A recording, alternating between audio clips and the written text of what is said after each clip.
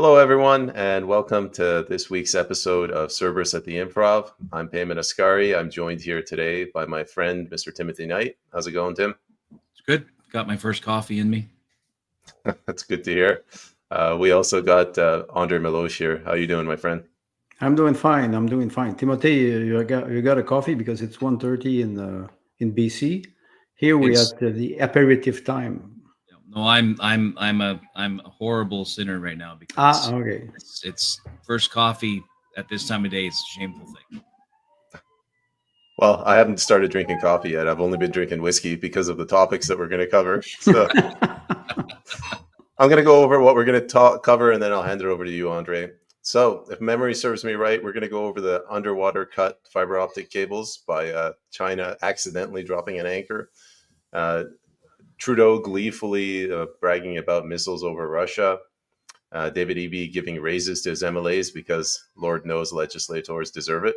They work very hard every day, 1 day a week. And I don't know, a whole bunch of other stuff. The deforestation with that. Help me out here, Andre. What was the name of that company? Nordvolt. Nordvolt, yeah. The massive deforestation in an effort to save the environment. That's totally logical. But we're going to get started with Justin Trudeau being a complete jackass, telling people they don't need to feed their kids. Apparently, there was a fist bump incident that I haven't gone to yet. I'm still shell-shocked over the fact that I watched a grown man wear jeans at a conference. He's trying to buy his way into votes with a $250 rebate for people that are starving to death. So tell me, Andre, take it away. Well, if you talk about Justin Trudeau, I think Timothy mentioned what they call the fist bump at the G20. Yeah. I would say it's a bad imitation of the Trump dances. So It was. So. Yeah, it was. But it's classical for Justin Trudeau. He's constant with his character. So you mentioned Ukraine. I think it was a hysterical reaction in the Western world when this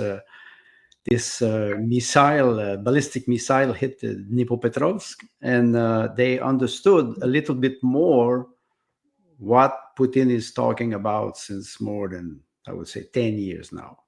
And unless they live in the parallel reality, they will continue to destroy international diplomacy until Trump is in office.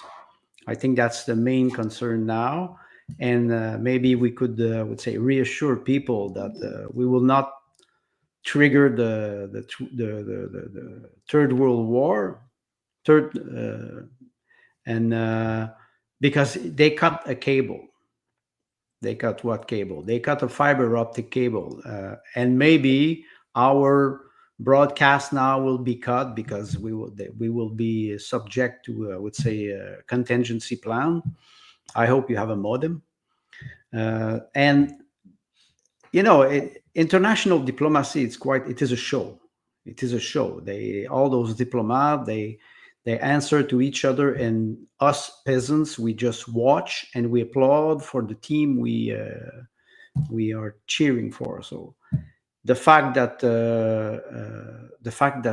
Russia has sent the ballistic missile without a nuclear warhead, and I would like to reassure our viewers, I am just a writer. I'm not a military strategist. I follow good military strategists who explain this much better than me, but I would say let's keep calm, because the fact that the cable was cut, it reminds us of Nord Stream. Everybody was accusing Russia that they would have targeted their own pipelines. Okay, I understand Russian people, they're not that quite intelligent, but they push their limit of lying all the time. And John Mersheimer, when he published, I think 1.5 years ago, an article about what happened, pointing the finger toward Great Britain and United States. After that, people started to realize that it was completely stupid, and they blew up one pipeline of Nord Stream. And immediately after that, Vladimir Putin and Sergei Lavrov said, but we still have the other one, Germany can still import gas. And now we see that import liquid natural gas at 5 times the price coming from Russia through India. So who's winning? So do you really think that the Russian would blow up a fiber optic cable? I think it's not possible. I think it is something more complicated. And it's not the first cable that is cut. Those cables are very fragile, and you don't forget that those fiber optic cable, before it was cable that were put down in the bottom of the ocean, in a very long process, and it's not the first time that there's a cable that is cut. So I would advise people to at least take a step back and not go to the shelter right now. Anyway, there's no shelter in the United States and in America, so stay in your home. Maybe you can stay in your basement if it is solid enough. But no, I'm joking. We have Your wine cellar. We have to calm down. It is not anyway. What can we do as citizens? Look at the fireworks. So that would be my advice. I don't know what Tim can say about. See, you said look at the fireworks, and now I want to invest in popcorn. And popcorn is GST free now. It's so GST. That's right. That's good. We can eat scrap food without feeling guilty of feeding the government too. So yes, you're right. It's a good idea. It's 5% less. 5%. But I don't know. The provincial sales tax is practically 10% here. So that's Ontario. I don't care. Yes, I know. No, it's because we talk about the carbon tax. The carbon tax, the carbon tax is taxed. I received my bill for gas, for propane, and the tax is taxed. It's a tax. So it's compound tax. Let's go. That's right. You can do it. You can put it exponentially if you want. It would be even. So the $200 rebate. It's for a noble cause, Andre. We're ensuring fairness for all generations through the carbon tax. I agree with you. It's just because Justin Trudeau just go deep. He goes in your pocket, but he goes a little less deeper. A little less deeper. A little less deeper. $250 less. So I only feel mostly violated. Yes, just watch. When he has your hand in your pocket, his hand is in your pocket. Just be careful. It's especially for men. So don't be sitting down when it happens. Yes, exactly. I hope it helps you, Payman. That's a very informative start. I don't know how we got on to. I guess we started with Justin Trudeau. We're back to that jackass. Well, the picking pockets. I mean, that's his thing. Well, you understand. Bureaucrat. He's a bureaucrat, exactly, and it will not change. Canadians have to understand that the policy will not change. It will now he eases the burden of Canadians before Christmas, and I can remind Canadians that they were not under curfew in 2021, except in Quebec, before Christmas. Yeah. So people had to they were fined $6,000 and practically put in jail if they were trying to visit their elderly parents. So you were lucky in the rest of Canada. We're very lucky. I saw some of the video that came out across the internet during that. Police officers it was pulling shocking. People out of their own homes at Thanksgiving and Christmas time. It's exactly by the police. Astonishing. And yes, and now you say, okay, 3 years after, oh, thank you, Justin. You gave us a tax break. You're so generous. And they say, what is happening here? But a lot of people fall for it. Yes. A lot of people. Don't forget that the $250 that they will send the check. You will pay taxes on that. I just wanted to. You will pay taxes on that. I received a check of $500 in 2021. It was added in my income, and I had to pay tax on it. So you pay tax on your tax. You pay tax on the check that the government gives you. That's simple as that. Same thing with the old age pension, and of course you pay tax. You pay tax on everything. I hate to turn this into a tax conversation. That I'm reaching that age where I find it interesting. it isn't a tax anymore. Take the business. Like, they don't let you gift your business. You have to sell your business. And then once you sell it, it's a sale, so they can tax it. They can tax it. Exactly. That's not a tax. That's a theft. Like if they force me to purchase a kiss from my girlfriend and then they tax me, that's not a tax anymore. That's social engineering. Well, last time we were talking about marketplace on social media where you can sell used stuff, and now they will, you go to sell a used car to your friend. The car is worth $12,000 on the black book, and you go there and you say, I sell it $5,000 to my friend or my relatives. Yes. Oh, you pay taxes on the value of the black book, not the value.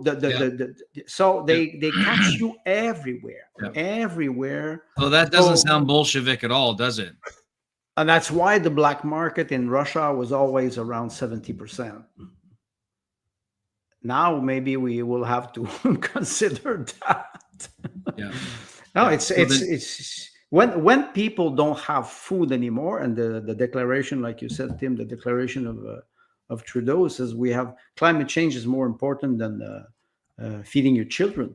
Well, people will go on black market.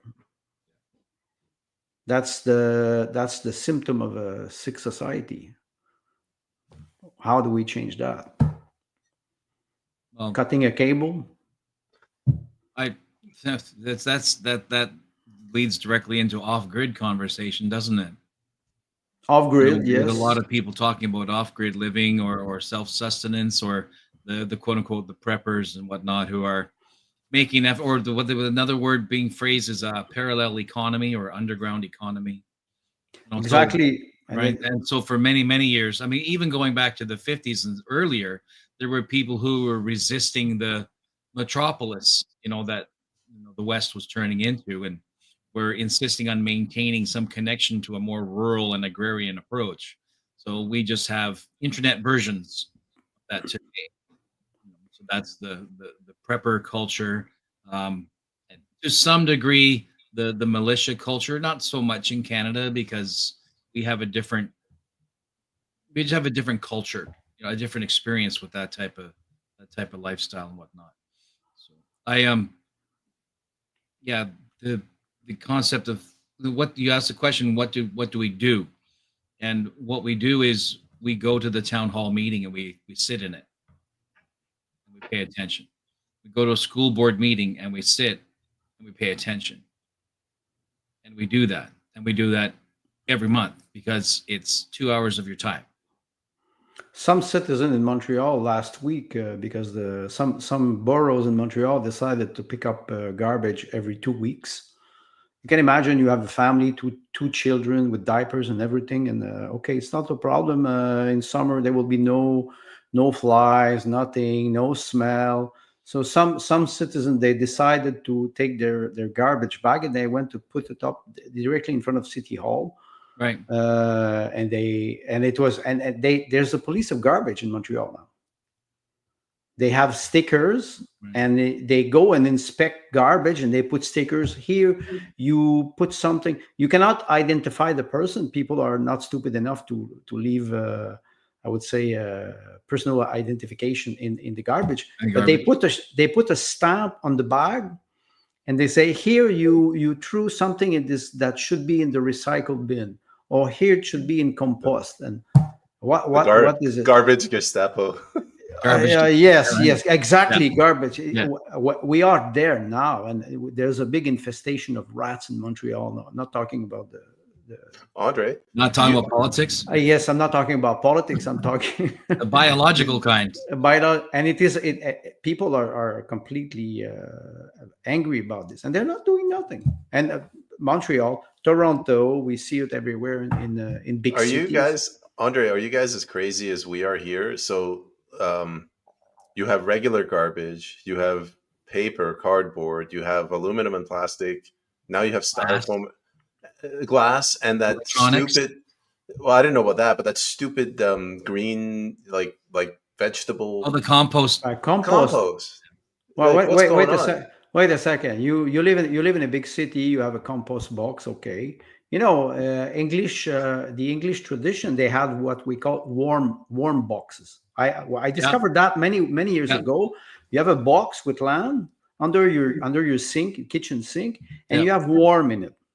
Yeah. And they don't go out, and you feed them with compost. Yeah. It doesn't smell. Of course, you don't Yeah. put everything, but it doesn't smell, and it works very well. Yeah. So now that we have those lunatic in power, they go and they put, I would say, compost bin. Me, I have one here. I live in a village. You think I put compost in this box? First of all, compost is methane. And I would say, come on, you don't take my compost, you have to pay for it because it is energy. So, and me, I have a garden here with my wife, so we use it in the land. Yeah. And it is funny because in my small city, they're building a $60 million industry of methanization. Said, okay, that's good, that's very good. We will recycle this compost, but maybe you pay me. I pay for the food, and I have the residue of the food, so you have to pay me if you want to have a. They always externalize. I would say they externalize the cost. Many companies, they externalize. Mining companies, they externalize the cost of cleaning the place when you destroyed everything is always socialized. So yes, and I think they do it with climate, the same thing. They always play like this windmill. So if we go back to the fiber optic cable, they have 3 cable. We can cut 2, like they did with Nord Stream. Maybe that was the first attempt after the I would say the ballistic missile on Dnipropetrovsk.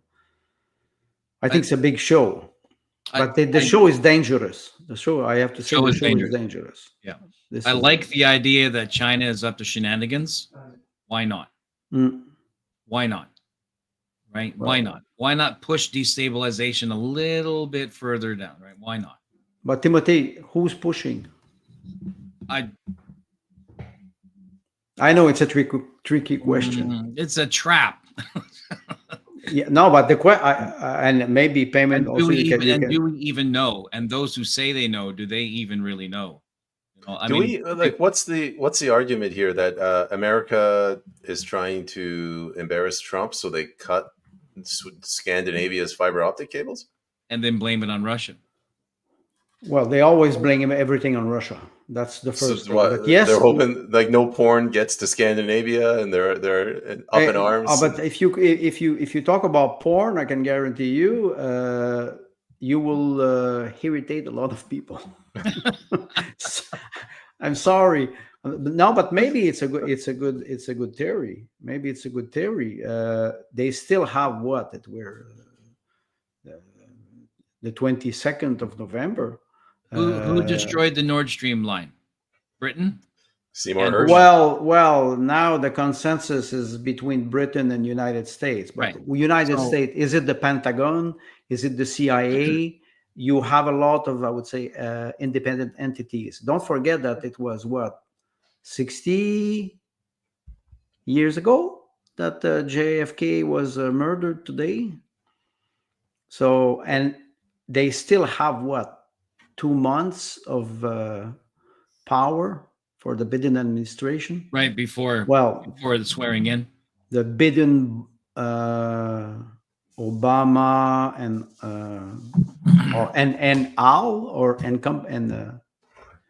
so they still have a lot of times to do real international diplomacy damage.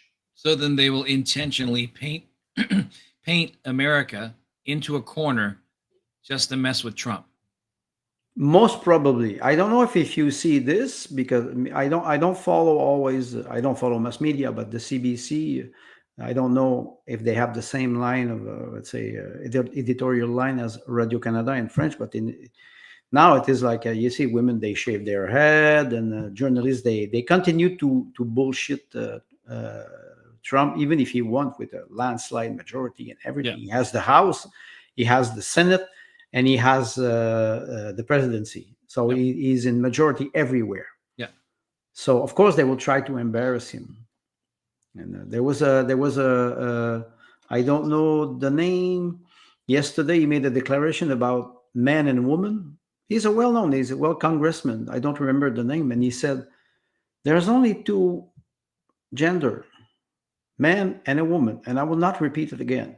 The press conference was very, very short, and people Wow. were like completely out of their mind. So I would say those ideology will start to collapse,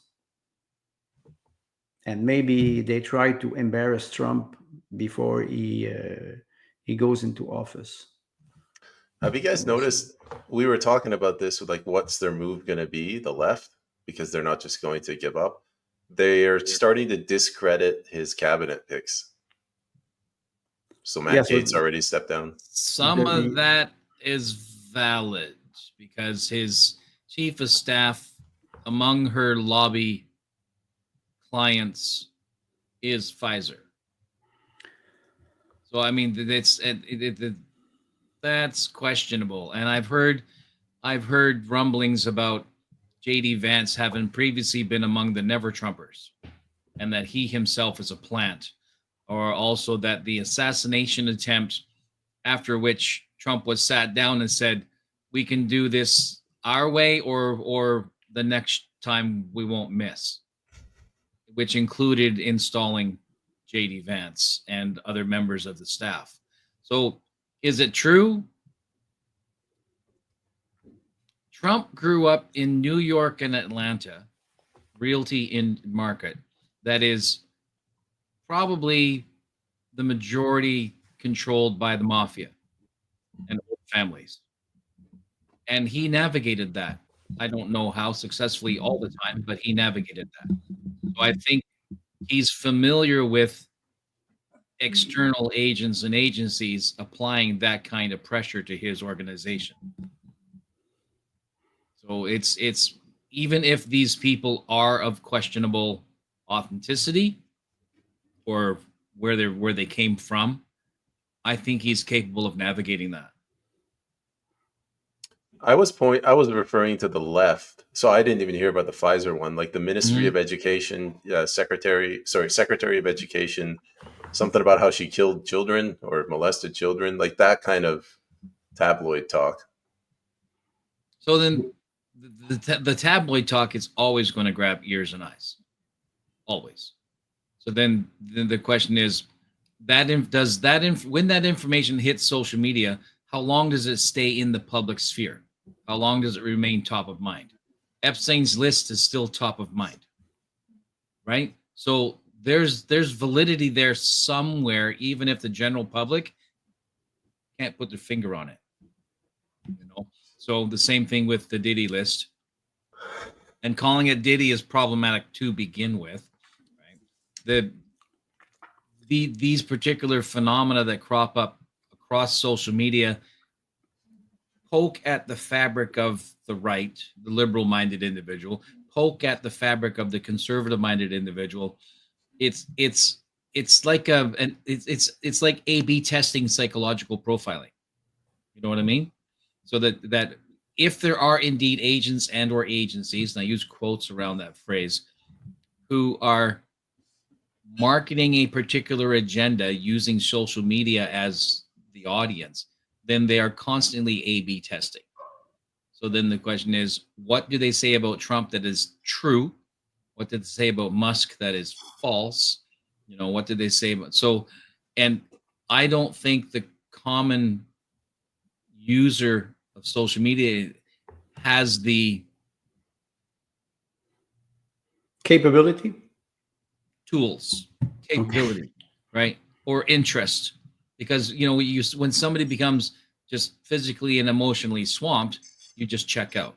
You dissociate. And I think that among the average Canadian, the average Westerner, there's a very high degree of dissociation right now.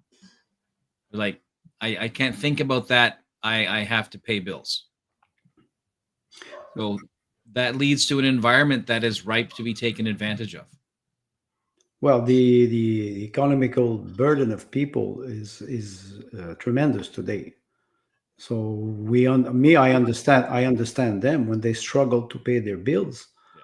or they struggle like to. But may you see, like they struggle to feed their children, so they should concentrate on climate change. If they cannot feel, no, this, yeah, You know, we there's a can rationale for that. we just exposed. Yeah.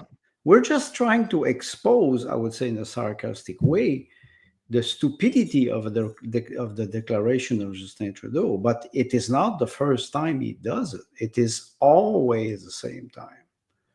It's always the same thing. And now, with what is happening in Ukraine, he looks like a lunatic again, and he makes Canada looks like I would say I will not even say banana republic, because Canada is not a republic; it's a constitutional monarchy.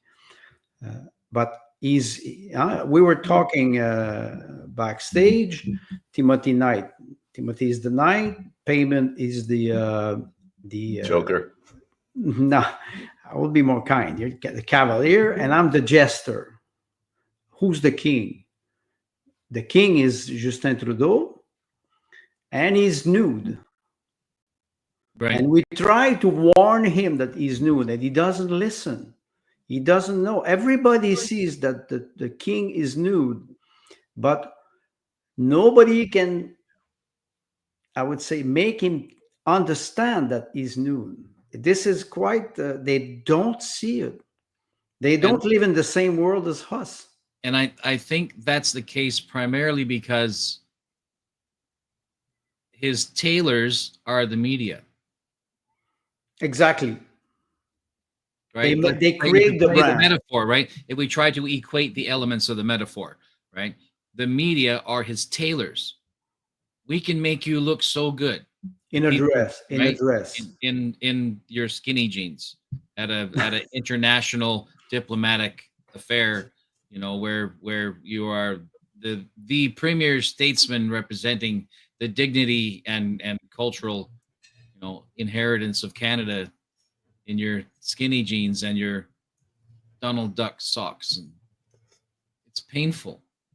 At least he didn't have the white jeans. I hate those. It gives him that mom ass. Oh my God. Well, White jeans. And wearing white after Labor Day. What have we come to? I will not talk about the, I would say, the drag queen parade where he was attending with a pink shirt. You know, the man is always dressing into something. He's a drama. He's a drama teacher. I'm not even sure. I'm not even sure he taught one day of theater. Come on, when you have to know Shakespeare, you have to know Molière, you have to know Ibsen, you have to study them. He's just a bad actor, very bad actor, and he makes us look bad. I still understand. Maybe, you know, the $250 rebate or the $250 check. Maybe it's a rebate on the price of the ticket. It's a show, and we have a rebate on that. So not even everybody. Not even everybody. Do the MLA in BC will have the same rebate after the raise?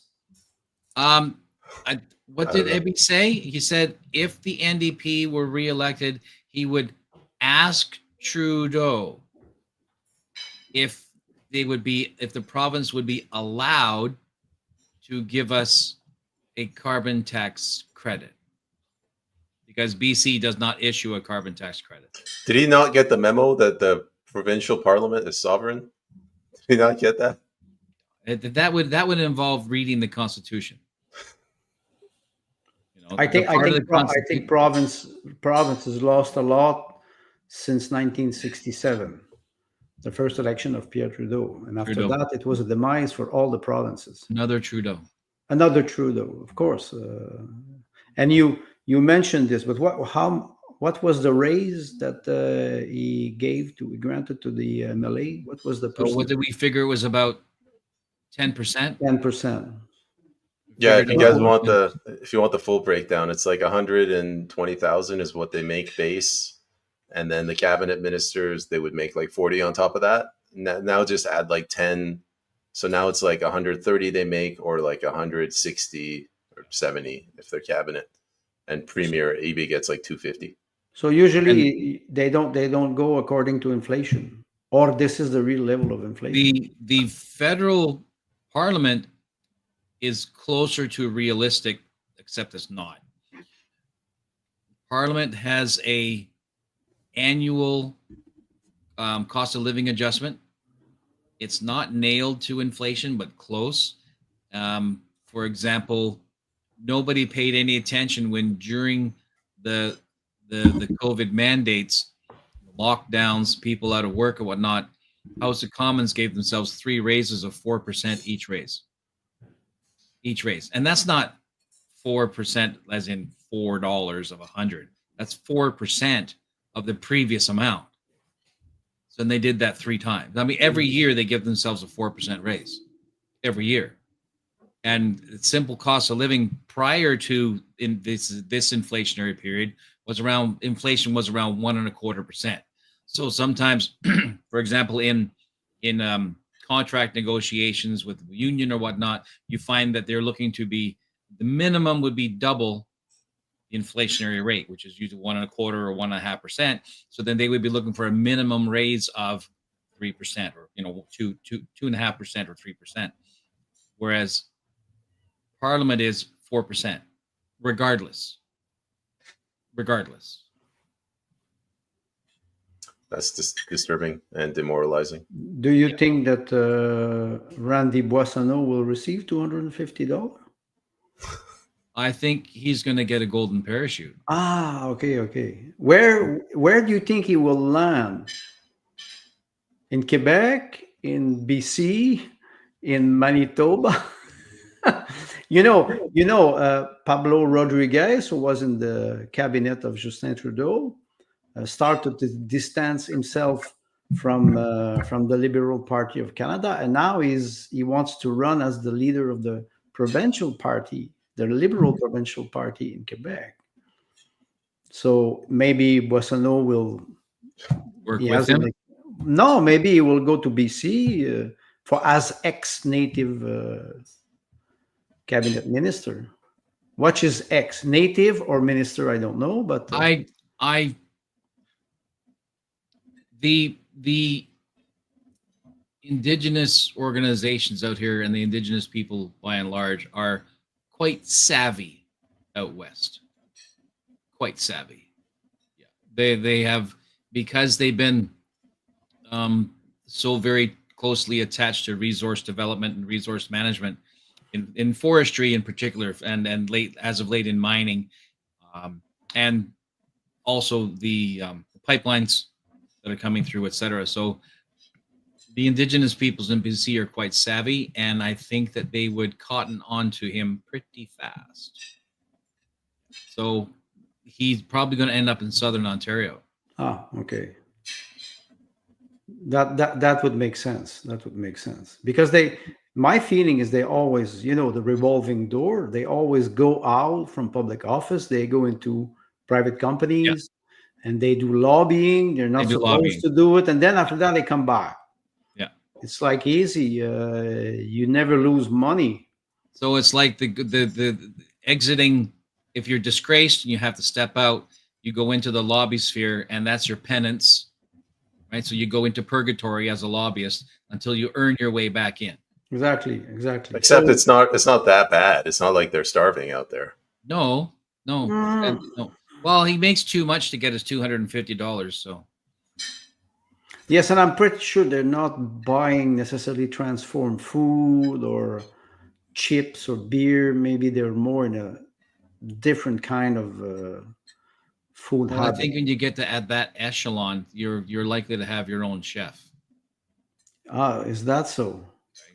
I know when I become King of Canada, absolutely having my own chef. You will need somebody who will taste also your food. You can do that. I will pay you good money to taste my food before I eat it. Just so they will not poison you. Well, but that's why I would pay you good money to. Okay. Because you understand how it works. I do. That's at a high level of power. Yeah. You We'll have a have this lot little of department. We'll have this little department of distasteful tasters. subjects. Of course, they are dispendable, so you can use a lot. We'll have a little fishbowl, and you pull out a name and say, "Okay, today you're the test," Ah, right?" it's a So they never lottery. know, so they just have to be prepared. In Soviet Union, the lottery was mandatory. You didn't have the choice to buy a ticket. Lottery for what? Like they had a lottery? Yes, they had a national lottery, and you had to buy. You were forced to buy a ticket. What do they give you though? You can't own land. Like they give you money? Nobody ever has to win either. Coupon, food stamp. Oh, okay. Food stamp. Many years ago, Walmart in France, before Christmas, they were asking their employees to be more generous with other people and share their salary with other people. And some Walmart in France, they were paying their employees with food stamps that they could only purchase food at Walmart. At Walmart. Yeah, that's not socialist. That's not socialism. No, That's no. not socialism. Just before Christmas, they were doing Yeah. that. So I just remind people that That's mind-boggling. So, and then a forced lottery. Well, that's called taxation. Yes, exactly. Well, That's we called have taxation. a similar system here now. It is especially Wait. Did they make you pay for that lottery ticket out of of your course, salary? of course, it was in I thought it was ruble. just okay. No, Okay. no. You. Of course, you still had dissident, but they were not part of the Communist Party. People get so angry if people from the Soviet Union when I ask them questions, they think I'm an idiot. I'm like, did you guys have money? Did you have bank accounts? In Who owns the money? Yeah. In Soviet Union, there was no sex. All the babies were produced in the industry or the factory of the Communist Party, and they were owned by the Communist Party.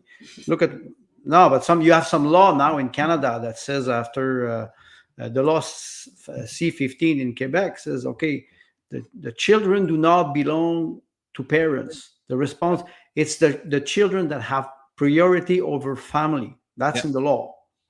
We're not far from. They should just seal these bills with a picture of Karl Marx and make it drive the point home. Or the picture of Justin Trudeau, which is the same. No, it is serious. We see it, and I think there's a lot of people who don't pay attention to that. Timothy was mentioning the social media. They watch. We saw the bombing of Dnipropetrovsk with the interballistic missile, and everybody was in shock. Okay, it's one. There's a difference. I was making a little research about what they call interballistic missile, and those rocket. They gave 50 ATMAC interballistic missile to Ukraine.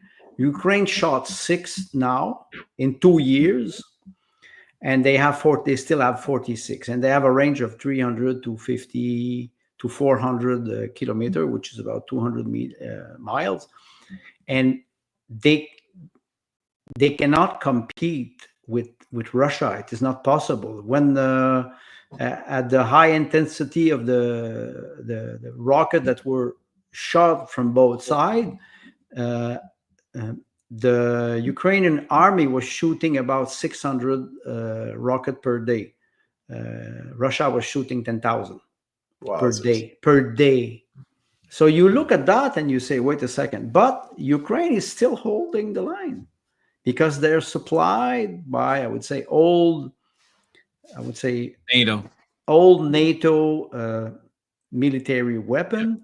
Yep. That they are replaced. They're supplied by Poland. We all know about the Leopard tank. We all know about the tank that was from France. I forgot the name. We all know about the F-16. Andrei Martianov was talking about the F-16. The F-16 cannot take off in an airport. It cannot take off on the land with land because the intake is under the plane. So, and you need a lot of maintenance for those jet fighters. They don't even have ground infrastructure. So what they were doing is they were taking off from Romania, very low. They go over Ukraine, 15, 20 kilometers. They launch their rocket and they come back. They cannot take off from Ukraine. So when we look at this, I look at it from I would say more neutral perspective. Doesn't that sound like Vietnam? Yes. The I would say the comparison is good. When your infrastructure in Vietnam was so poor that that it was being supplied by neighboring countries. Well, they would come in for a sortie and they'd have maybe 15 minutes in the actual theater. Exactly. And that's to deliver to deliver whatever it was they were to deliver their packaging or take their photos or do their drops, and they had to go straight back out again. You know the cable, the fiber optic cable, and we see what is happening in the Red Sea with the Houthis. They are proxies. They are supplied by weapon. They are proxies, and they fight. For example, the destroyer in the Red Sea. They are proxies. So of course, your comparison is interesting with Vietnam.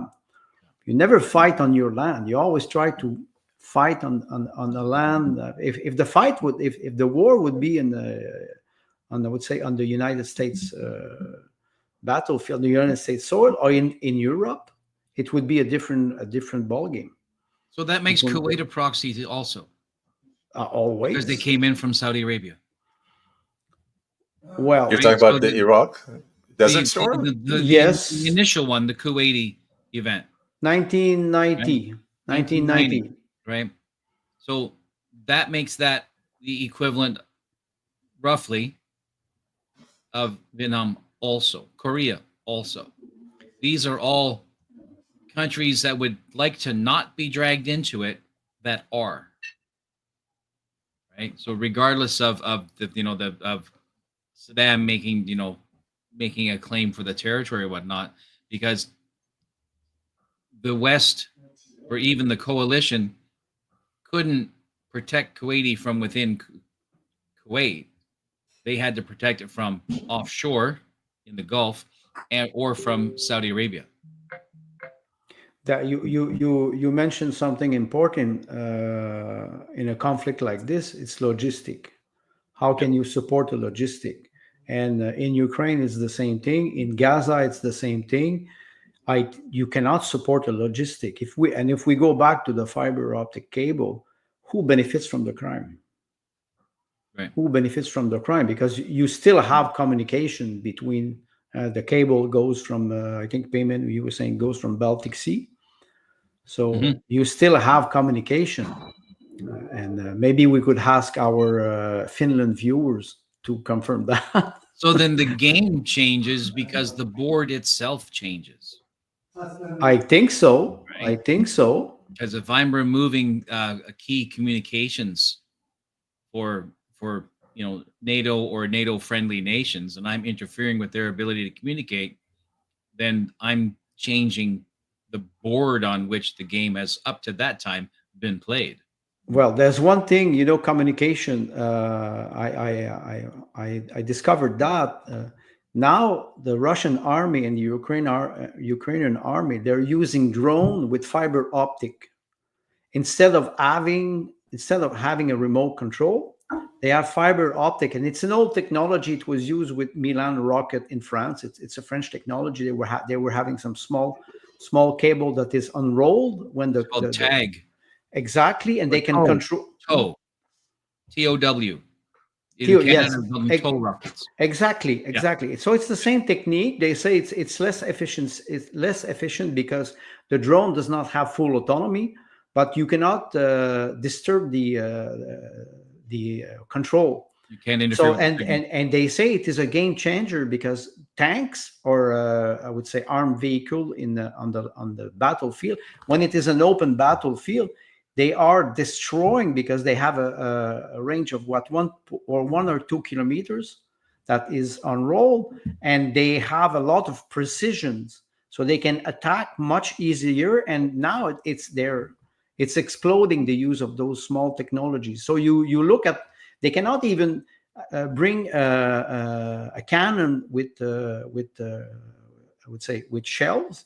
They cannot, because they are destroyed immediately by those small drones. So it is starting to be a game of war of drones. It's a technological So war. the drones are not just surveillance, but also a kinetic defense. Yes, exactly, and it is That's quite clever. fascinating, because when you look at the front, the zone of conflict, there are many places there. There's no village. It's only land, small mountains, and it's very easy to be able to attack. You cannot go and try to attack the other position with a big group or a battalion of tanks. It doesn't work. So it is changing. That's why the front is moving very, very slowly. And now Trump has 60 days to wait before taking office, and he will not end the war in 24 hours, but I'm pretty sure he will have conversation with Putin. They will have to talk to each other. It is not, there's no war, there's no battlefield solution. The front is frozen now. Yeah. So NATO, if they increase if they increase the intensity, they will. My feeling is they will infuriate Russia even more. They will not. It will not end up well. I would be surprised unless Trump is able to communicate with Putin. Don't let them push you. I'll be there in 2 months. Can he legally do that? Yes, he can. Well, he does not have to do it directly. He can do it indirectly. He can use back channels, which are the back channels he has been using since he was not president, because the ex-president still has access to certain presidential files and certain presidential activities. So, and it's you know he has. There have to have been conversations between him and Putin, even if not directly. What about we talk about Trump and Putin. What about the policy of Justin Trudeau for his because now you see with the G20 summit, and after that he did not change his discourse. He does not change his policy. We will be influenced by what will happen in the United States in 2 months. We're already influenced by it. But it seems that there's a lot of people who don't want to see the reality, what is happening now. Last week, Trudeau put out a news wire that he'd had a meeting with the President of the United States, Joe Biden. And that's in the title of the news wire, which tells you his perspective. And it tells you this is him, the angry child raising his fist at the bad man, at the orange man, saying, "You're not my president." So that behavior will continue.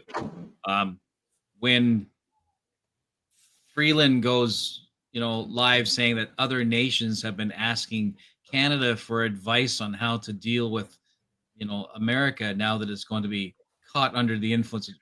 That's an insult. What other nation? No, I can't even make fun of any of those nations. Like even an underdeveloped nation knows enough to not ask Canada for advice. Can I make an observation? It seems like it's not even necessarily Trudeau. It's like they've outsourced all of their decision making to a marketing firm, and that marketing firm puts out those press releases that are very well written. But it was more than just Justin Trudeau waking up and giving his suggestions on what to release for the day. It's like a council of several strategists. So our country we don't have a head of government, is what I'm saying. Somebody else is running the show. Well, maybe they have a couple of software, so some 3-4 ChatGPT. I hope not. We remember the Dominion machine as well. Yeah. Dominion, but we remember the pandemic. McKinsey was running everywhere, was running every government. All the policies were the same. in provinces, nationally. It was incredible. In France, they spent, I think, if I remember, it was 17 billion euros of contract without any I would say, how do you say this?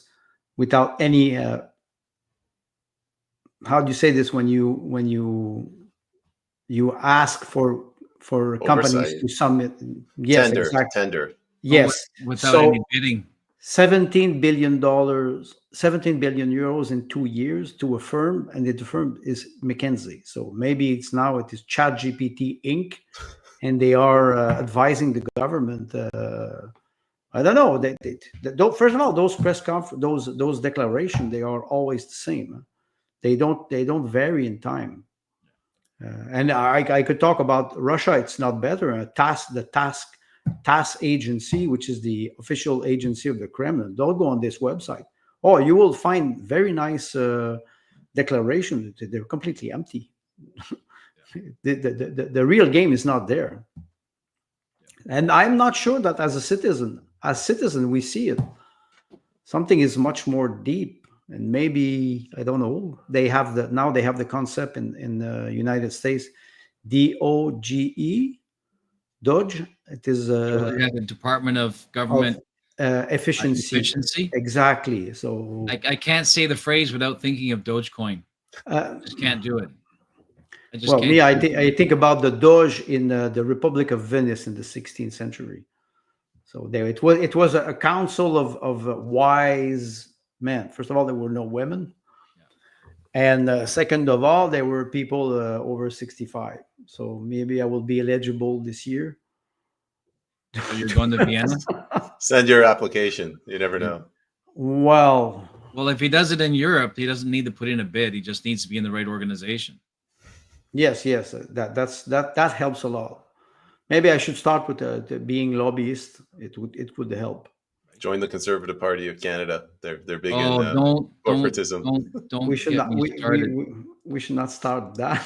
We will end up very bad. Maybe they will cut our broadcast. Our fiber optic cabling. I was at Pierre Poilievre and some of his team came to Princeton in south central-ish BC, about 2 hours east of where I live. About 300 people crammed into a Royal Canadian Legion Hall, and I haven't seen that much excitement at a political event ever. With Pierre Poilievre? With Pierre Poilievre. I watched him in action, and he spoke for an hour, and he knows what he's doing. He knows what he's doing. However, all of his promises, all of his commitments, all of his declarations, none of them are written down. None of them are written down. So whether or not he's the savior of the country doesn't mean a thing, because their policies are not written down. The people cannot hold his feet to the fire. And in my opinion, he's the heir apparent. So it's not merely a matter of replacing Trudeau. It's a matter of what's next. The big problem when you mentioned that, Timothy, is accountability. Yeah, they promise things, then when they are in power, they're not obliged to fulfill their promise. They're not obliged, and there's no means. There's no means to discipline them for executing other than their mandate. I make jokes about Quebec all the time. The motto of Quebec in French is "Je me souviens," unlicensed place. Yeah. I remember. And me, I make fun about this. Je me soumets. I submit. No, but why I say this is because when you are running and you do promises, you should be accountable for what you're. Yes. If we would run the country like a business, you promise something to your customer, you have a product. If it doesn't work, you have a customer service. Do we have customer service in Canada? I don't I don't see where we can have complaint. We have to go to the judge, and even what I think it is, Pat King this morning, who had his judgment about because he was one of the leader of the Freedom Convoy. I think he was convicted. I did not follow the trial. So where do you complain? If the government does not fulfill its promises, or the political party who is elected, we don't have this type of say institution. It looks like it, but it seems to me that we don't have it. Sorry, We cannot Andre. complain. Did anybody follow the Pat King thing? Did they No. basically No, outlaw I protesting? did not. I did not. Well, they've been outlawing protests. I mean, just watch Calgary, right? Well, Or with the Coots, Coots. yes, Coots, yes. Coots was a sham. I mean, that they planted evidence and then destroyed private property in order to build a narrative. I think that was the Russian that was behind that. Right, not the RCMP. No, but it's the modus operandi of right. That's right. Russian RCMP. They are I think they're learning fast. Now, but you're right, Timothy. They planted evidence. It's obvious. Nobody's complaining. Nobody's the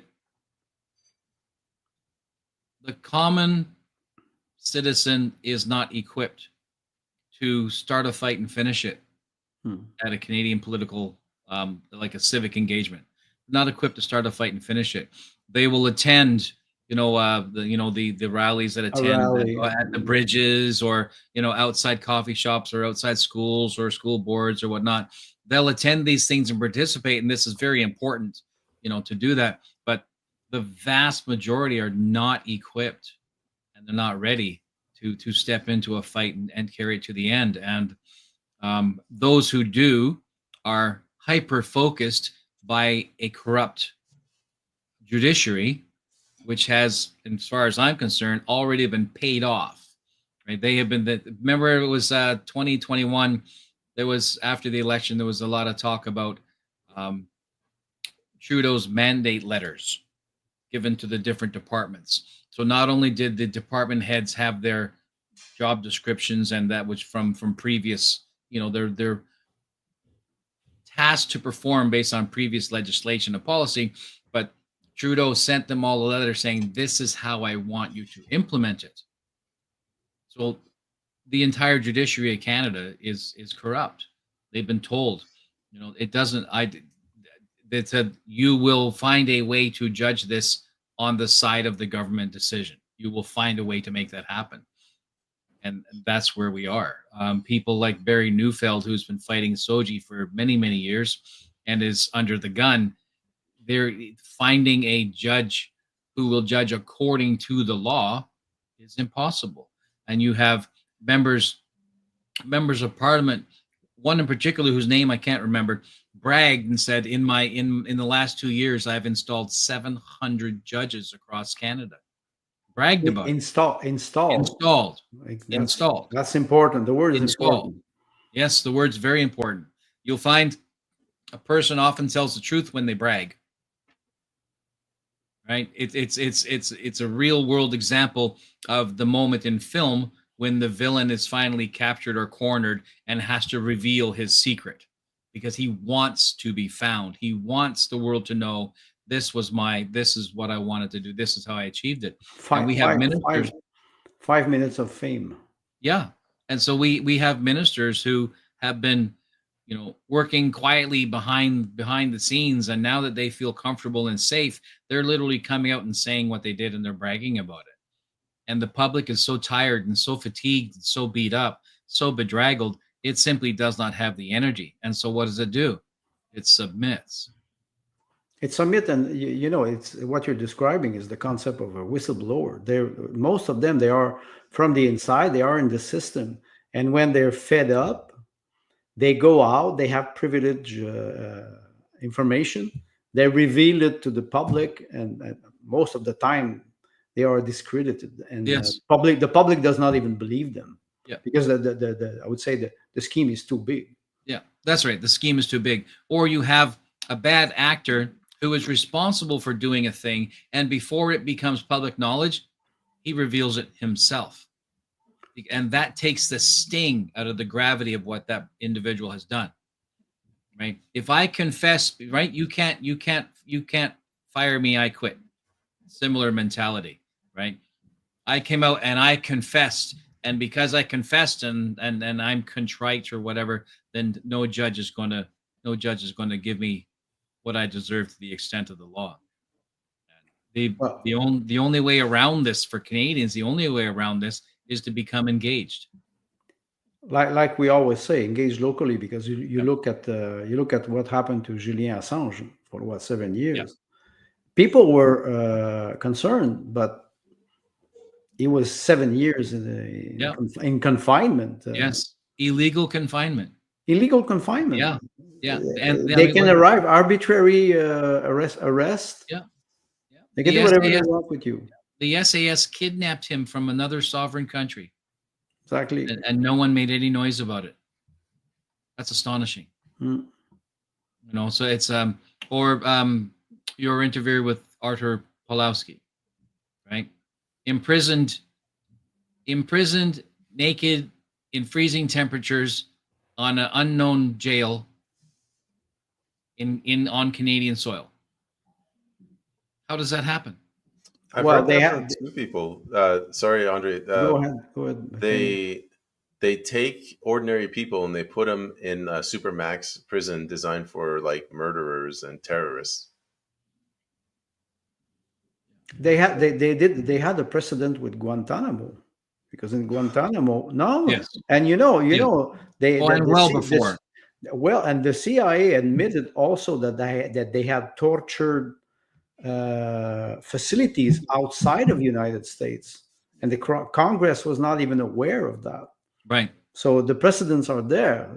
Now it is not new. What is new, maybe for us Canadians, is that now we see that it is on Canadian soil. Well, we're in the West, and we forgot about the Bastille. We're in the West, and we forgot about the Tower of London. Exactly. Right. And Guantanamo is already 20 years ago. Yes, but we did not change in 20 years. It just got worse, and we see now, and it is not by. If I go back to the GST exemption, nothing will change. Nothing will change. It needs people. They have to awake. They have to wake up, and they have to act. I don't see how they can do it if they take the $250 GST and they go buy. I saw a post today. It was very funny. Oh, Christmas tree will not the tax will not apply on Christmas tree, even plastic Christmas tree. What about saving the planet? You say, wait a second. They are so stupid that those measures. I said, I'm pretty sure it's artificial intelligence. You cannot. You don't do politics. It's not politics anymore. It's a show. It's a show. And which actor was the best this week? Justin Trudeau, Randy Boissonneau, your prime minister in British Columbia. There was a lot of candidates who were eligible for the first prize. I still think it's Trudeau. Let's see. So 2015, he came in. That's 9 years, 365 days. What is that? 2,800. So he's one actor of the day, 2,855 days in a row. In Nobody's Quebec, been able to top what he's been able to do. I agree with you, but in Quebec, I think it was 3 months ago, Pierre Fitzgibbon, who was the Minister of Energy in the cabinet of François Legault, resigned because he said he was in love.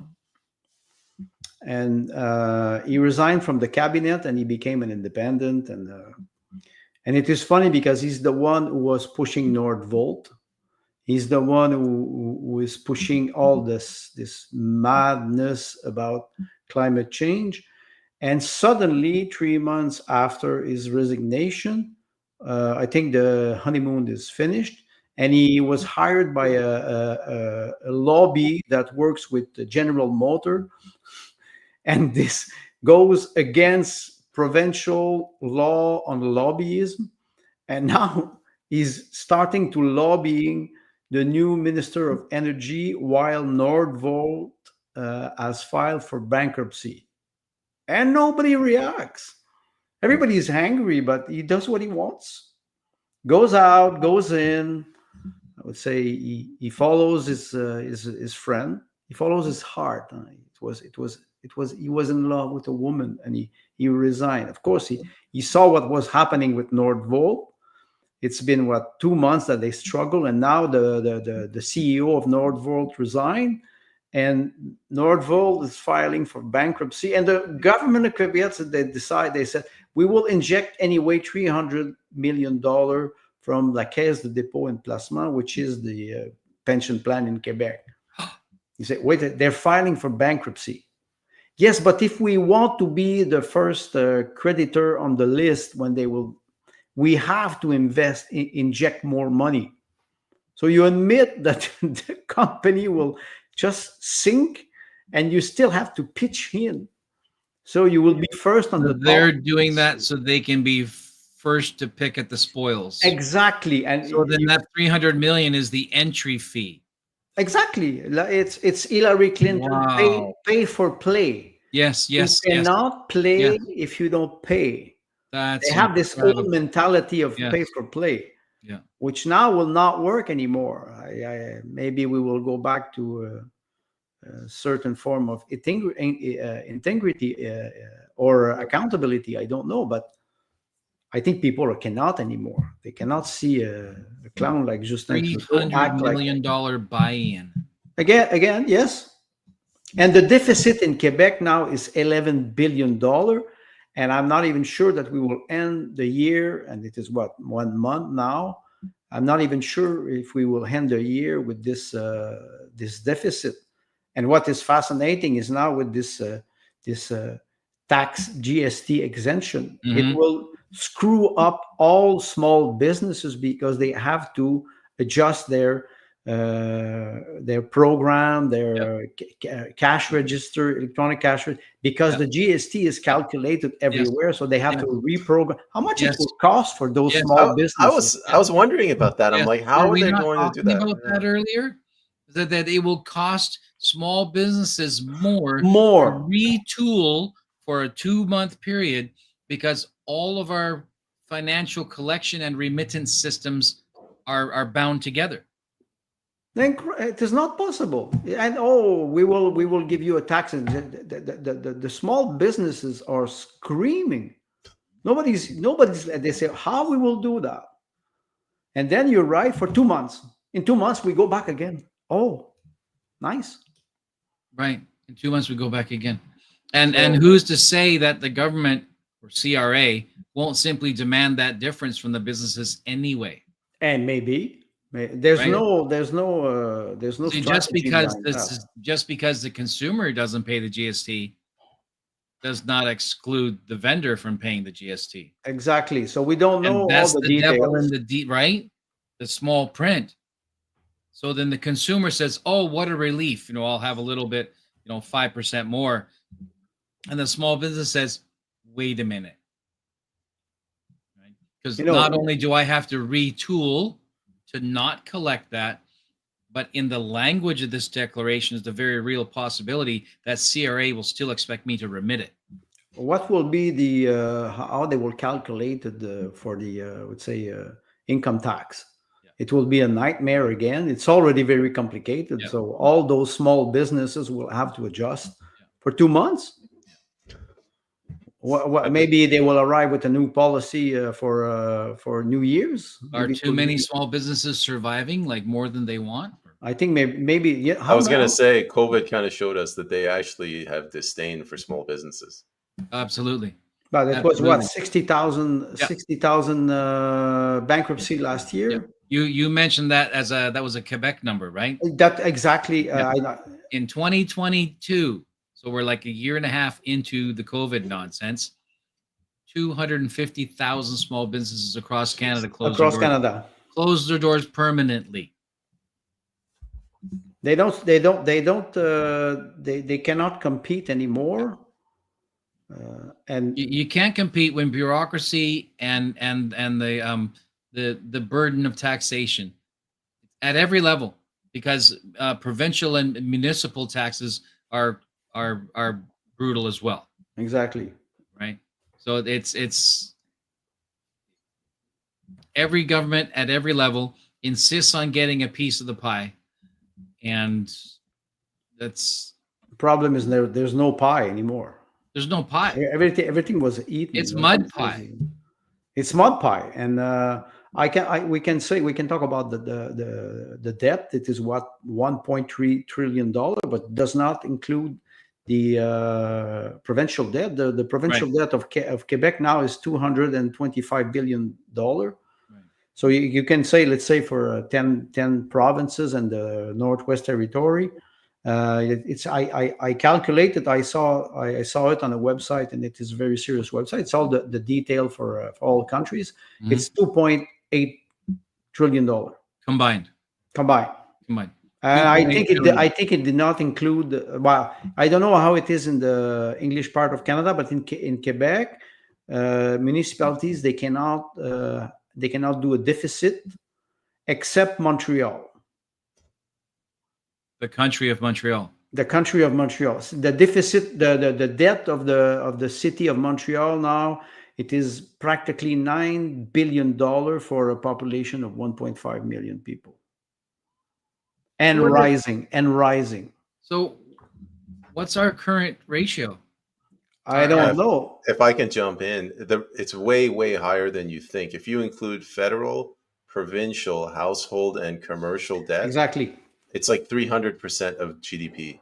It's astronomical. You had payment. I think you had an interview with Marty Bélanger, and he was talking about the GDP, and I think you referred to the GDP versus the debt related to the GDP. If you want me to explain, he said it's a psychological thing. So when you say the GDP is this much, people are like, they gasp, right? Like, oh, that's so high. But when you say it as a percentage of the GDP, so your debt is like 50% of GDP, you can kind of push it across the finish line for a while. And then when it gets to like 80%, 90%, what you do is you start increasing the GDP again by giving raises to your employees, putting intellectual property. Exactly. Right. Public worker, and the interest rate the interest rate today on the debt, the payment will be close to $80 billion this year. And you can imagine when you give a tax credit to people with the GST, how I think they calculated for 2 months it will be $6 billion more. Lack of revenue for the government. That's a way to buy votes. It's a good way. 250. That's a cheap vote. That's a cheap vote, of course. I mean, well, it's a little more expensive than a bottle of whiskey, I guess, but well, it depends on the kind of whiskey. If it is a Mulligan, well, you don't think 30 they're going to years, give us good whiskey at the ballot box, do you? well, I always make jokes. I say I buy, for example, champagne, Veuve Clicquot, $75 a bottle, and people they say, "Oh, you're a snob." I said, "No, I buy this because I cannot buy Dom Perignon at $3,000 a bottle." We're not talking at the same level as the elite. They do not understand the burden of Canadians. They just don't understand it. They like we were talking about the salary of the MLA in BC in 2022, after 23, just after the election of the government of François Legault in Quebec, he gave a raise of 30% to all MLA, 30%, and 50% to the judge. And that's inflation for them. That's right. Yes. For them. COLA clause, cost of living adjustment. Exactly. That's all that is. It's a convenience. Yeah. So you're working really hard for us, and we want to make sure that you stay in our pocket. So here's your payout. There was a joke about what's the difference between communism and capitalism. It is communism. It is when you complain, the party tells you to shut up. In capitalism, when you complain, they say you can continue to. I don't hear you. That's the result. Is the result is the same. You cannot complain even locally. It is difficult locally. Like you said, Timothy, you go to the town hall and you go to meetings and they don't even listen to you. Yeah, the school board here is remarkably Marxist, and when a citizen is asking a question at the microphone, if the board chair determines they don't like the question, they turn off the microphone. Exactly. Or usually we saw this in Les Îles de la Madeleine when they started to attack the mayor on the QR code and the taxes they wanted to impose to people who wanted to visit the Les Îles de la Madeleine. The mayor was saying, "You are rude to me. You cannot talk to me like this." Wow. But it was funny because the woman who was there, Madame Bourgeois, she was with 200 people who were living there, and they were all behind her. So the mayor was starting to shit in his pants. Mm-hmm. No. I'm you can find the video on X or on Facebook. You will find them easily. And he had to back down because they were very, very, I would say, persuasive. Agitated? No, persuasive. They were persuasive. Well, when you have 200 angry citizens in a small community like Île de la Madeleine, maybe it's a little bit intimidating. Mm-hmm. So I'm going to have to invest some money in pitchforks and tiki torches. Well, I hope we will not go there. That would be. You know what I missed? I was going to invest in plexiglass, and I was late. You were late because they did it before you. Yes. Yeah. So you can invest in a company that will recycle them. That will recycle. until or you buy them back cheap for the next pandemic. Right? They're predicting a pandemic now with the H5N1. So now that they're not worth anything, I should buy them up and treat them like a stock. Yes, right? Exactly. And at the next pandemic, I'll sell them back at 10 times the price. 10 times the price. You're ready to go in the government. You need to think more like an entrepreneur. Put in a petition or an application for a Government of Canada grant to go around and recycle the racist plexiglass. They just hand you money. How much money they were giving to organism in Canada? It was what last year? $400 million, something like that. I heard $261 or $241 billion in charities. Yes. It's wait, and I digged a little bit, and I found some Andre, let's just be clear: the government doesn't spend anything that's less than $1 billion. Like they don't deal. Sorry, I'm out. I'm sorry. I'm the old generation. I still calculate in millions. So I'm sorry. 800 million is beneath them. Oh yeah, it's poverty. I digged a little bit and I found some organism in Quebec, and there was a cafe. It's a cafe for people who don't have a lot of money, people that live on welfare.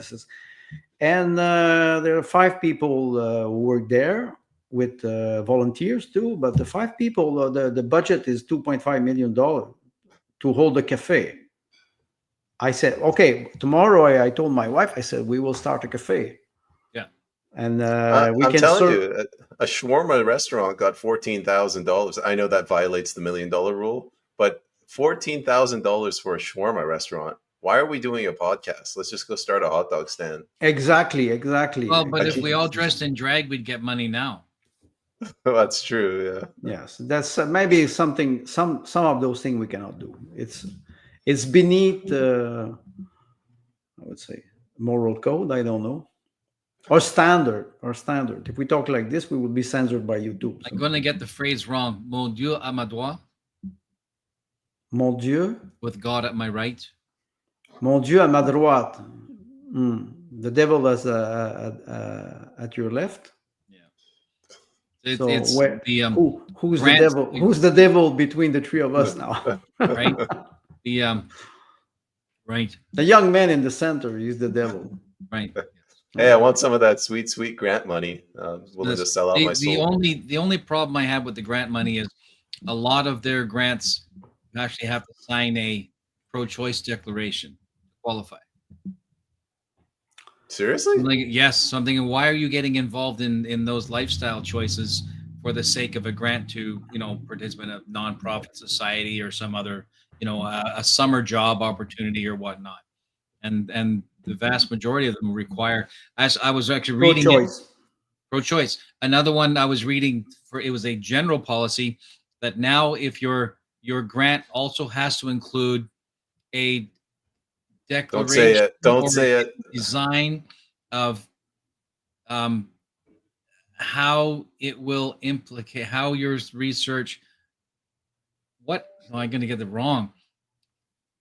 What implications your research has on biological and social construct genders and sex. What about land declarations? Do they have that in there too? Not the federal one, not the what I saw. But What do you mean? What do you mean payment by land? We are in the declaration. unceded territory of, I don't know, Cirque du Oh, Soleil. but I or can tell whatever. you, I was aiming at buying a house last year in Quebec, and it was a 4.5 acres land. And finally, there was ducks unlimited because there was a small stream on the land, and there was a big band that I could not use, a big part of the land that I could not use. And I called the municipality, and I talked to the engineer, and I said, what can I use? Can I build a small greenhouse or thing? He said, no, you cannot do nothing. I said, it is protected for ducks unlimited. I said, what can I build? He said, nothing. You stay there, and it's not your land. But you can buy it. Oh, you can buy it, but it was practically in the middle of nowhere with a municipal tax of $7,000 per month. He says, wait, do I have a museum somewhere? Do I have a public transport? No, it's in the middle of nowhere. They do that in the U.S. They call it wetlands, so they want to preserve trees. I have nothing about that. Yeah. I have nothing against that. But when you look at your land, you say, "Wait, I pay $700,000 for a house and land, and what can I use? Nothing." I can tell you how that works. So the way it comes about, it's actually not theft. Timothy has a property, and the government comes up to him. The property is worth $1 million, and they say, "We'll give you $1 million for this easement in perpetuity." And he hasn't lost his money. It's just that anyone else that buys that property can't do anything with it. The problem is that $1 million that purchased his land, that's not the government's money. That's taxpayer money. So in the U.S., the federal government's just running crazy. They're printing money. They're buying up all this land, and they're locking it up in easements. Well, like you said, they're not buying your land because it's not your land.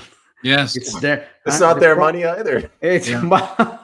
That's another issue because it's not their money. It's not. So who owns Canada? So it's not their land and it's not their money, but they tell you what you can and cannot do on it, above it, or under it. So they're purely just simple manager. It's next level communism. That's we're going. How do we get in on that? No, how do we get out from it? I think that would be the better idea, yes. So we can maybe ask our viewers from Finland if they can still see us. How we can get now? We cannot ask them because they just got into NATO, so they will not have the answer. No, they won't because they drank the Kool-Aid. Exactly. Which we don't have. That's red Kool-Aid. And soon, I would say, we will have an election next year. We will have the blue Kool-Aid now. We will, but I have a sneaking suspicion that it won't be 2025 because legally Trudeau's allowed to go to 2026. Is he? Oh yeah. Oh, I thought it was the limit. No, we don't have hard and fast limits in Canada. We have a social construct. Literally, so it's the maximum is 5 years. What's the so logic it's not of written? That? No, sorry. The maximum is 5 years, but we normally go 4 because it's a socially acceptable number, and we tend to mimic Britain, which can also go 5 years. We mimic America. because our nations are so closely tied that we've even adopted their approach to politics. I mean, look at it, the political, not the structure, but our timing. So no, if Trudeau wanted to, he would go to 2026 and could do it. I Tim, thought. you're the Go ahead, historian. Payman. Sorry. What's this 4 year? What's the logic behind having the right to dissolve Parliament instead of having fixed election dates? There's no all right. So the ability to dissolve Parliament outside of a fixed period is in part rooted in the ability the opposition has the ability to throw no confidence. If you have a fixed date, then it's a fixed date. There's no real such thing as no confidence because that's the date. Unless So it's if I have a fluid date, right, which can be, well, look at 2019, 2021. Not even 2 years out, 2 years later, we went back again, right? And the same thing could happen in BC because we already know that Rust had made a declaration at the election night that he would be pushing for another BC election as soon as possible, quote unquote. So in Canada, 5 is the maximum, but 4 is a culturally accepted period. The legally, in part, enables the opposition to force no confidence. Usually, that's on budgetary issues. Right. So it's to permit. It's a means of applying accountability because it's a financial issue. Applying accountability to the majority party. The drawback is the Canadian Parliament, even though all 338 seats form the government, the majority or minority government is never interested in collaboration with the other parties. The opposition. Right. Until COVID, they begin to collaborate. Only the public face is that the opposition is maintaining an oppositional perspective, which was never true. They are in collaboration, and they are in collaboration. Back to what I'd said last week about the Alberta recall idea is, why would the opposition teach the public how to hold the majority government, the majority party, feet to the fire if they plan on being the majority later doing the same thing? But I was maybe I was wrong. I was on the impression that it was fixed legally. Fixed to 5 years. It was 5 years maximum. 5, not 4. Okay, so he still has time. Yeah. Harper's last term was 5 years. So maybe the $250 rebate that a lot of people will have, and the GST exemption for 2 months, it's only the first part of a long-term strategy. Oh, my immediate question is, why April? Not just why next year. Why April? Like, if I really wanted to butter both sides of my bread and I was Trudeau, not only would I... Right. Are you serious? Have you been following the scandals that this has popped up in the last 72 hours? Not only would I not charge GST, but I would also give them a $250 check. Merry Christmas. Am I not merciful? Right? Yeah. So why April? I have a possible solution. April is 1 month after March. March is the budget. March is the budget, exactly. So why April? March is the budget. Well, anyway, the Liberals, since 9 years now, they don't have a budget. No. They have a spending, I would say, spending strategy. A wish list, exactly. What do you want for Christmas, my little boy? Oh, I will ask Santa another $4 billion. I will, and you go and you say, oh, I will have $7 billion. No, it's not enough. It is always over 1 million, like Payman said. So, Chris, now maybe it's Santa all year long. And it's right. And we need money for the ladies too, because it's 2024. So if it is 2026, he still has more than 1 year to bribe 42 million people I will say, okay, forget about 42 million, 25, 23 million voters. And then 4 years after 2026, what do we have? 2030. What happens Yes, in but that's 2030? Well, an, let's say, right? Agenda 2030. exactly. So then you end up having a Canadian election that lands exactly on the Agenda 2030 calendar. Brand new government. And in worst case scenario would be the last election in Canada. So because after that, they'd have AI do our voting for us. It's a cheerful episode. I have to just. Well, it's not World War III. I have to Yeah. I just have to read you a small quote, if I can find it, about 2030. Mm-hmm. The Agenda 2030. Is this about owning nothing and being happy? No. It's about Faust. Most of us are already there. Yes, I agree with you, but Halfway there. I will not find it. I don't think so. I got it somewhere, but anyway, it's We about. didn't even talk about that bug plant that basically got rid of all their employees. Bug plant? You mean the electric in Southern EV? Ontario? There's a Yes, bug I production, like saw crickets that. or whatever, and they produce food based out of from crickets and whatnot.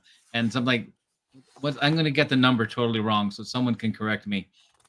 They laid off or fired 900 employees. Oh, that's a shame. I won't get my supply of bug meat this month. Whatever will I do? I keep thinking of Snowpiercer with those little food bricks. It's they're everywhere. This is one of the joke. But toward the Agenda 2030, you will own nothing and be happy. It's in 4 years. It's in 5 years. It's in 5 years. It's in 5 years. So if he goes to 2026 with an election, it would be the last election, because Klaus Schwab said that after that it would be AI that will decide. Right. That will decide for us. Yeah, and then that's a higher level reason, but I think that plays into why I think 2026. It is possible, and you see the phrase I wanted to the quote that I wanted to read you is like it's about Faust. It's like Faust. They got short-term gains at the price of eternal loss, and what we will receive now, or what some Canadian will receive, $250 tax credit and everything for maybe 1 year and a half. It's the last candy before they take off everything from everybody. So does that make the Conservative Party of Canada our Faustian bargain? That would be a good question to ask Pierre Poilievre. Right? Are you Mephistopheles? And who's Faust? I wanted to. This is a quote. I'm just going to quickly share this. Nothing like sharing something in the middle of an episode. Here we are supposed to be unscripted, and you're busy scripting.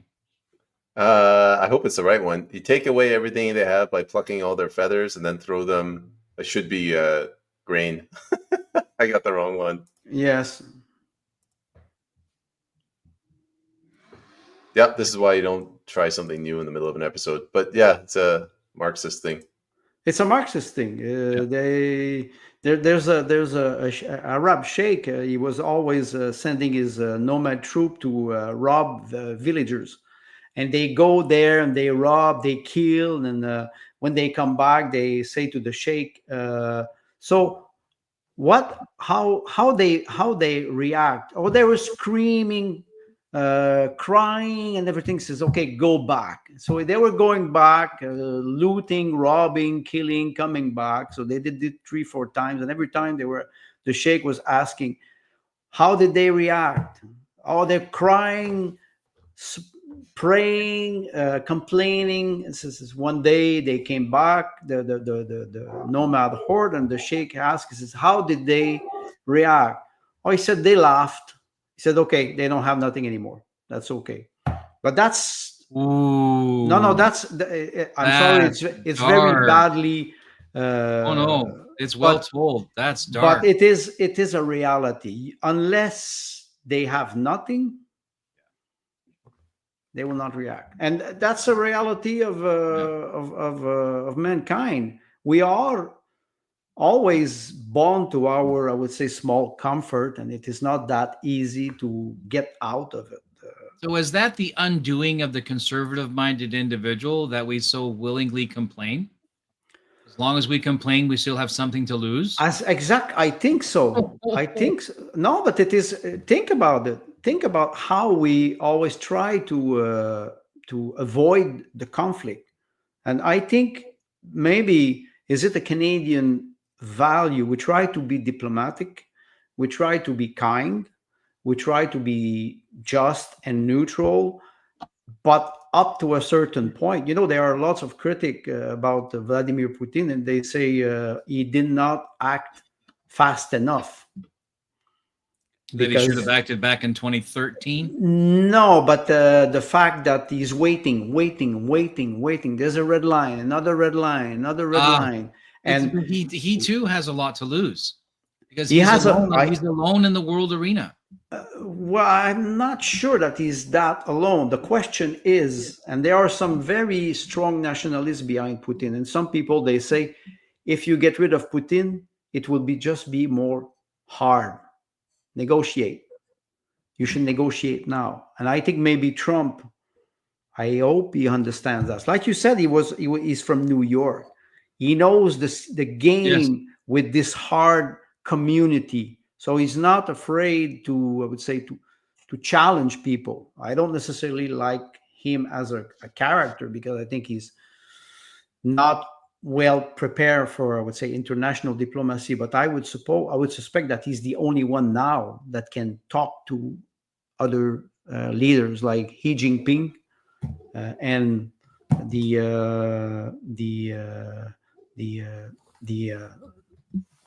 leader and the president of Iran, for example. Can he talk to Netanyahu? Does anyone even know the name of the president of Iran? I knew it when it was Ahmadinejad. Well, yeah, with that name you cannot forget it. But it's you need international diplomacy now. It is not the game is finished. It's likely that Trudeau is not doing the negotiating. He cannot. That he's heading it. For example, the what's the right word? When he went to China, like he's the only non-Chinese person in the recorded history of the planet to sell rice to the Chinese. Yeah, he said he would do it before he went there as a challenge. Just, that's just bragged, right? What's it called? Braggadocio, right? So he's just bravado. He's just pushing that on to get the media excited, and went over and did it. He's putting himself always in the middle of the show, and you cannot ask Mélanie Joly to act as let's say a foreign affair minister. She cannot align two words correctly in any language, even in French. So I can guarantee you, she can talk. There's a mimic. You see Chrystia Freeland, that she made a declaration last week. It's very funny. Mélanie Joly is in the back, and they turn like two chicken, the same way. When Chrystia Freeland looks at the right side of the camera, Mélanie Joly does the same thing. They act. It's like somebody has a remote control, and he can play with them. They're not serious. A liberal version of Stepford Wives. It is possible. It is not serious. They're never. How come all those diplomats, they don't take Canadians seriously? Because we don't have serious people. Because we don't. It's been decades. Exactly. It's been It's the 80s since we've had serious people. Well, Chrétien, basically the last of the. Chrétien had charisma and had character. You remember in 2002 or 3 when he said, "We don't go to Iraq." Yeah. And the United States started to be pissed off about Canada. So at least we had, I would say, an illusion of diplomacy. It was still working. That was 21 years ago. Yeah, it's gone now. So we've passed the 90-minute mark. Should we maybe call it for this week? Yep. As you wish, my dear payman, Dr. Ascari. I'd like to basically conclude by recommending that viewers and citizens in general become engaged in your local activity, your local politics. That doesn't mean that you have to volunteer or join a club or anything. Just go to town hall meetings and attend. Become familiar with what they do, and do the same thing with your school boards, because it is from the school boards and from the town halls that provincial MLAs are pulled, and then from there is where you find your members of parliament. So watch the young people that are in that process, because they're the ones who will be leading us in 20 years. So you not recommending, you don't have to get involved in a political party or anything like that right now. Just go to a town hall, go to a school board meeting, watch what happens. It's 2 hours once a month. Can't hurt you. All right. Andre, anything? Well, I agree with Timothy, and I could say one thing. We are from two generation. Payment, you're a little bit younger than us, Timothy and I. But I would say to the young generation, let's try to break the conflicts or the misunderstanding between generation. We're not here to, I would say, to less lecture anybody. We're trying to have a discussion. I would say a mature discussion with a little bit of sarcasm and humor. Try to, and like Timothy said, I think it's important we break those barrier between generation. So because tomorrow it's them who will be in power. Yes. No. Yeah. Good message. Everybody get involved. Do your part. Learn a little about politics. Until next week, everyone. Thank you for joining us. I'll see you guys later. Bye, Tim, Andre. Thank you. Bye, Timothy. Bye, Payman.